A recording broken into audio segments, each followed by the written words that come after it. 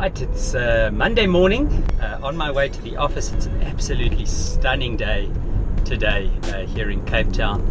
I'd say it must already be close to 22, 23 degrees Celsius, and it looks to be absolutely fantastic day. Actually, it was a magnificent weekend this weekend, although I missed at least a third of it. I'll tell you about that in just a moment.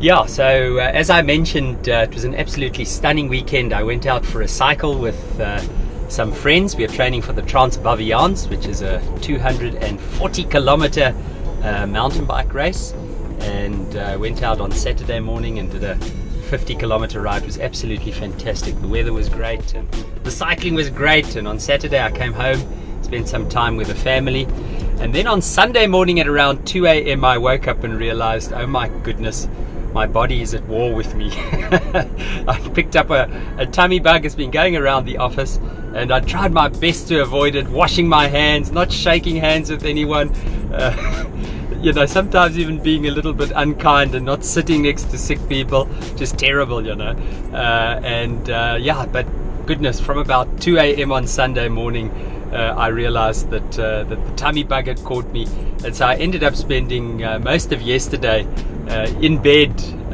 trying to sleep through the fever and get through. I must say today I'm feeling much better, a little bit drained, but goodness, it feels fantastic to be up and about again.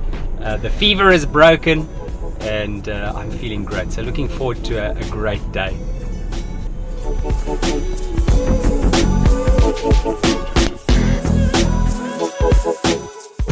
So my little stint in bed with the stomach flu gave me a little bit of time to reflect and think in my feverish state, and I thought to speak a little bit today about the notion of suffering and theodicy. Now, the reality of the world is the reality of the human condition. In fact, the reality of the whole of the cosmos is that there is both good and evil, joy and sorrow, pleasure and pain, life and death. These categories exist, and we can evidence them, we can see them in the world all around us.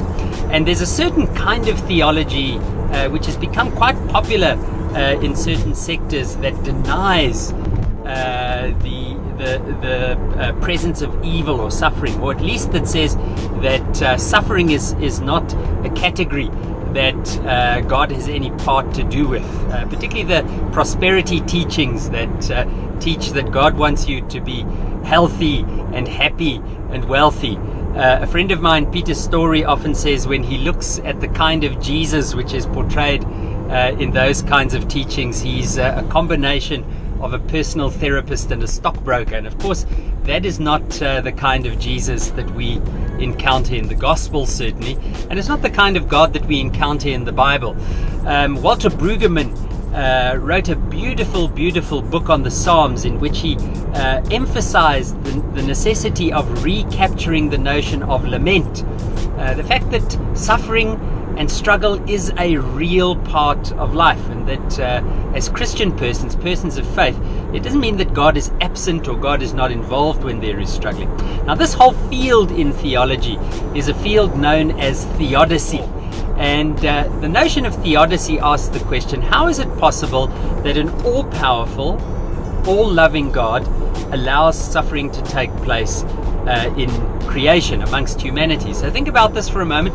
If God is so powerful that God can do anything, and God is so loving, all-loving, that God truly loves us to the full, why would a God who loves us so much allow suffering to take place? And this is one of the sort of mysteries that we grapple with in theology. How is it possible that an all-loving God allows suffering to take place? And of course, there are all sorts of answers to this. One of the possible answers that I came across early on in my theological studies was the work of the Japanese theologian Koza Kitamori, when he wrote about the passibility of God, the fact that God himself experiences pain and suffering. We see this, for example, with Jesus on the cross, who goes through the pain and suffering. We read in Hebrews, for example, that we do not have a high priest who is unable to sympathize with us in our weakness.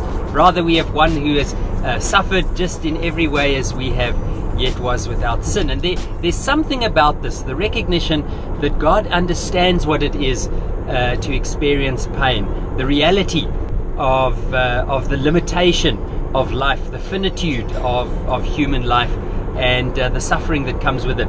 Megan and I have experienced some struggle and suffering in our own lives. Our daughter Courtney was diagnosed with a brain tumor when she was 11, 12 years old. That was an incredibly difficult period for the two of us to go through. Our son Liam was born premature, 3 months premature, and throughout his life he's had little struggles as a result of that. And I'm sure that there are many other people, perhaps even some viewers now who are watching this vlog, who are going through hard times. Perhaps you are struggling with some form of disease for which there is no cure. Maybe you are facing some form of emotional or psychological struggle that cannot be resolved. But for me, the big issue is this. It's not that suffering is outside of God. God is present with us in the midst of our suffering. And it's not that suffering and struggle are to be avoided at all costs, because of course the reality is that these things will come. In my very small and insignificant way, the fact that you will get sick from time to time, like I was yesterday, and to know that the God of all creation is there with you. And hopefully, as Kitamori has shown, that God is passible. He experiences pain. He weeps with you when you weep, and he rejoices with you when you rejoice. And of course, the work of Jürgen Moltmann is another wonderful contribution to understanding the notion of suffering and how God deals with it. And he brings in this eschatological dimension, the point of saying that at the fullness of creation, the intention of all time and all creation and all history, this kind of suffering will end. The evil that is present in the world, moral evil, but sometimes even just structural evil, will have been overcome by the God of love and the loving God. So remember, this is not a lecture, just a thought. And I'd love to hear, how do you make sense of suffering, particularly as a person of faith? What does your church or your denomination teach about suffering? And maybe if you're going through a very tough time at the moment, how do you cope with that? What do you do in order to be sustained in the midst of that tough time? And my hope and my prayer certainly is that you wouldn't have the kind of theology that denies the presence of God in suffering, that somehow objectifies it as from the devil or all of the devil, but that you recognize that God is present with you in the midst of struggle, and that day will come when all suffering will cease. So thanks for watching. If you'd like to leave me a comment, maybe you agree or disagree, then please do so in the comment section below.